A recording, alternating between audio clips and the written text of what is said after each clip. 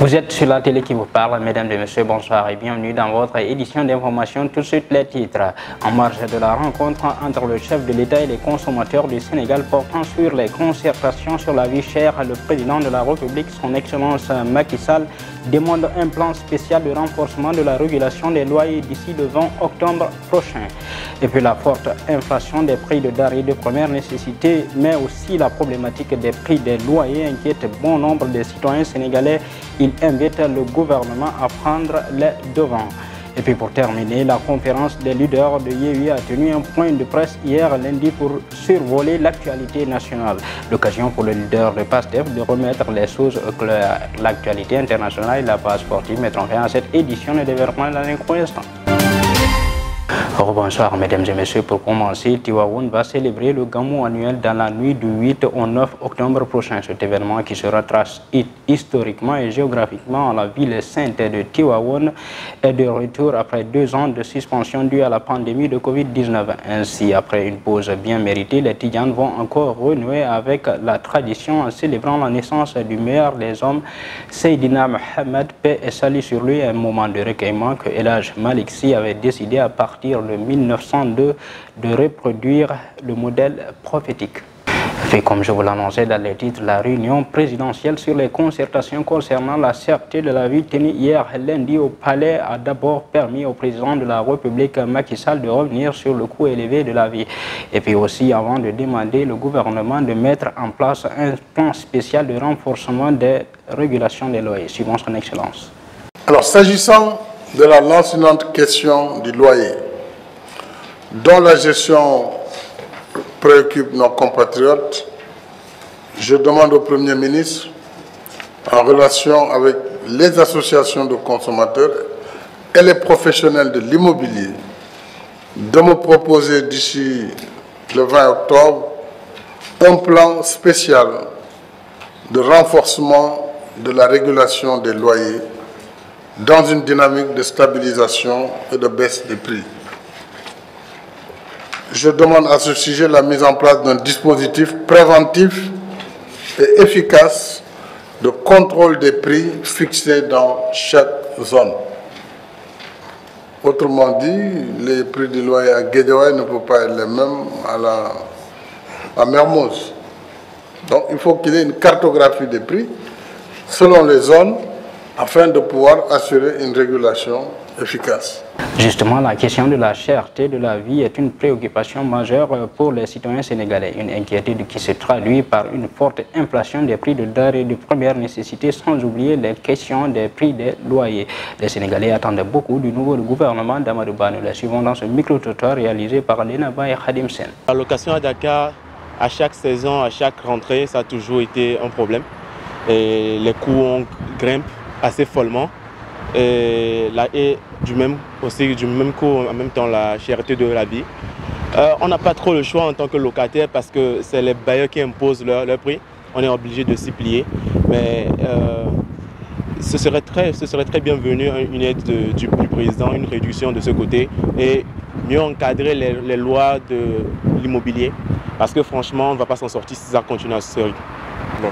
Ici à Dakar, la vie est assez chère. Il y a des raisons politiques, économiques qui veulent ça, mais ça ne justifie pas vraiment la cherté de la vie. Et on sait que pour les jeunes, par exemple les jeunes étudiants ou bien des jeunes travailleurs, c'est pas forcément facile. Pouvoir économiser et en même temps payer ses factures, c'est compliqué. Donc voilà. On espère que ça va s'améliorer. L'État doit faire quelque chose. Maintenant, faire quoi? Bon, ça, on va laisser au président le luxe de trouver la solution. Mais c'est vrai que l'État doit faire quelque chose. Parce que ce sont ces aspects de la vie là qui poussent les jeunes à quitter le pays, vous voyez, à aller prendre le bateau, aller se chercher à l'étranger, alors que c'est pas forcément ça, quoi. On veut que la jeunesse reste ici pour développer le pays. Mais ici, bon, c'est pas un peu, c'est pas ça on sent pas ça, quoi. Bon, comme l'a si bien dit mon collègue, c'est juste pour aller sur la même lancée. Actuellement, toute la population sent cette cherté de vie et on aimerait bien que cela s'améliore un tout petit peu. On ne dirait pas baisser les prix à 100%, mais bon, faire en sorte que tout revenu qu'ait une personne, qu'il puisse en vivre en fait. Le loyer, toute personne qui dit que ce n'est pas cher, c'est que va falloir revoir tes revenus. Mais toute personne qui perçoit un salaire tous les fins de mois, c'est nettement que le loyer est cher. Et ce qui pose problème est que cette surveillance vis-à-vis de ces propriétaires de maisons n'est pas faite. Il n'y a pas de suivi. Parce qu'au début, on entendait parler qu'il y a baisse des prix, alors qu'il y en a qui font comme ils veulent, donc qui maintiennent le prix de leur loyer au même niveau. D'autres l'avaient baissé, mais l'ont rajouté à nouveau. Donc c'est un peu compliqué. Donc il faudrait qu'il y ait un suivi vis-à-vis de l'État par rapport à ces propriétaires-là. Et puis les travailleurs concessionnaires de l'unité de coordination de la gestion des déchets solides ont annoncé une grève à partir de ce mardi 27 septembre 2022 pour réclamer le paiement de 9 mois d'arriérés de salaire. Les responsables de l'ICG n'ont pas respecté leur engagement selon le collectif des concessionnaires. Ils sollicitent une audience avec le président de la République Macky Sall afin de trouver une solution. Vous le disiez également dans les titres, la conférence des leaders de Yewwi Askan Wi a tenu un point de presse lundi dans la soirée dans le but de survoler l'actualité nationale. Et Ousmane Sonko, le leader de PASTEF, dans sa déclaration a d'abord magnifié la posture de l'opposition à l'hémicycle avant de s'attaquer au poids électoral de la coalition Benno Bokk Yakaar. Nous suivons le leader de PASTEF. Moi, ses pouvoirs ne dépendent pas de l'Assemblée. Il a dit que ces pouvoirs ne dépendent pas de l'Assemblée nationale, c'est les pouvoirs de l'Assemblée nationale qui ne dépendent pas de lui. C'est ça la vérité. Si on parle de séparation des pouvoirs, il n'a aucun pouvoir sur l'Assemblée nationale. Mais comme c'est un homme volontairement violent, il pense que le Sénégal, c'est pour lui. Et nous ne sommes pas dans ce débat. Il pense qu'il peut gouverner ce pays par ordonnance. Macky Sall, il a placé Ismaïla Madior Fall à la tête du ministère de la Justice parce que c'est un incendié. Nous avons plus de poids politique à l'Assemblée nationale qu'on arrête de nous dire que c'est un gouvernement de combat. Quel combat? C'est pas un escadron de bras cassés qui va combattre l'opposition. Le groupe parlementaire Benno Bokk Yakaar veut récupérer le poste de député de Mimi Touré. Le quotidien qui nous informe que le groupe parlementaire attend que Mimi matérialise sa décision devant le président de l'Assemblée nationale pour déclencher la procédure de récupération. Il compte agiter l'article 60 de la Constitution qui dispose que tout député qui démissionne de son parti en cours de législature est automatiquement déchu de son mandat. Il est remplacé dans les conditions déterminées par la loi organique. La Cour suprême fait objet de convoitises de hauts magistrats. Tous les yeux sont aujourd'hui rivés sur le fauteuil de président de chambre, car les réformes annoncées portent sous le doublement des chambres et beaucoup de magistrats qui ont le grade souhaitent occuper le fauteuil de président de chambre. Selon les échos, un décret est déjà pris par le président de la République et ne reste que sa publication. Et donc, un grand chamboulement risque d'être effectué lors de la prochaine rencontre du Conseil supérieur de la magistrature. Et puis ce mardi 27 septembre est célébrée la Journée internationale du tourisme, un secteur clé pour le développement mondial, ce qui donne davantage une importance majeure pour cette journée. Les détails d'Ousmane. La journée mondiale du tourisme lors de sa 3e session qui s'est déroulée à Torremolinos en Espagne en septembre 1979. L'Assemblée générale de l'Organisation mondiale du tourisme décide d'instituer à compter de l'année 1980 une journée mondiale du tourisme à célébrer le 27 septembre de chaque année par des manifestations adaptées au thème choisi par l'Assemblée générale sur recommandation du Conseil exécutif de l'Organisation mondiale du tourisme. tourisme. Cette date a été retenue parce qu'elle marque un échelon important pour le tourisme mondial. Anniversaire de l'adoption des statuts de l'Organisation mondiale du tourisme le 27 septembre 1970. Le principal objectif de la Journée mondiale du tourisme est de faire prendre davantage conscience à la communauté internationale de l'importance du tourisme et de sa valeur sociale, culturelle, politique et économique. La devise en 2019 est le tourisme un secteur clé dans le monde. En 2017 est le tourisme durable.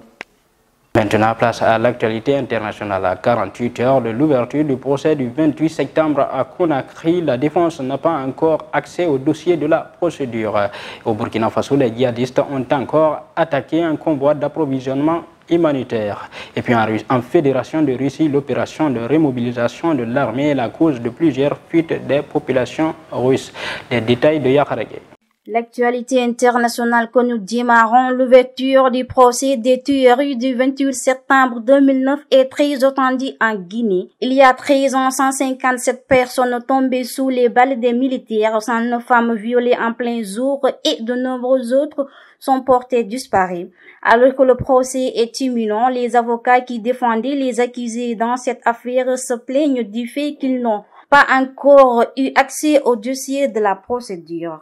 Ensuite, les djihadistes ont encore fait parler d'eux dans le nord du Burkina Faso. Dans la nuit du 26 au 27 septembre, ils ont attaqué un convoi d'approvisionnement d'une soixantaine de véhicules en direction de la ville de Djibo, dans la province de Soum. L'attaque est attribuée au groupe de soutien à l'islam et aux musulmans liés à Al-Qaïda et au Maghreb islamique. Enfin, pour terminer la guerre en Ukraine, 261 000 Russes ont fui le pays depuis l'appel à la mobilisation. Moscou a durci les peines encourues par les déserteurs et arrête des centaines de manifestations selon RFI. La Géorgie assure que plus de 10 000 personnes arrivent chaque jour sur son territoire. C'était tout pour l'actualité internationale. Merci Yahara pour cette page internationale. À présent, place à l'actualité sportive. Coupe Kosafa, le gardien de but sénégalais Al-Seyni Ndiaye remporte une distinction individuelle lors de la deuxième victoire des Lions. Et le gardien de but de Chelsea, Edouard Mendy, fait son comeback à l'entraînement avec son club de Chelsea.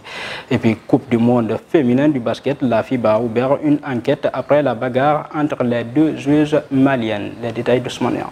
La page sportive que nous démarrons au Sénégal qui a encore frappé fort en remportant une distinction individuelle à l'issue de sa deuxième victoire en Coupe Casafa de but. Soko, le gardien de but Al-Seyni Ndiaye est l'homme du match de la rencontre Sénégal-Afrique du Sud. Il a été l'auteur de plusieurs arrêts décisifs durant le match. Une bonne nouvelle pour les supporters de Chelsea, leur gardien numéro 1 qui était blessé depuis quelques semaines a fait son retour à l'entraînement. Edouard Mendy qui était contraint de déclarer forfait pour les deux matchs amicaux de l'équipe nationale du Sénégal souffrait d'une blessure au genou. La Fédération internationale de basket a annoncé qu'elle avait ouvert une enquête suite à la bagarre qui avait opposé lundi à deux joueurs maliennes après le match du championnat du monde féminin entre le Mali et la Serbie. Les images de la bagarre ont fait le tour du monde et jusque-là personne ne sait ce qui s'est réellement passé entre les deux joueurs maliennes.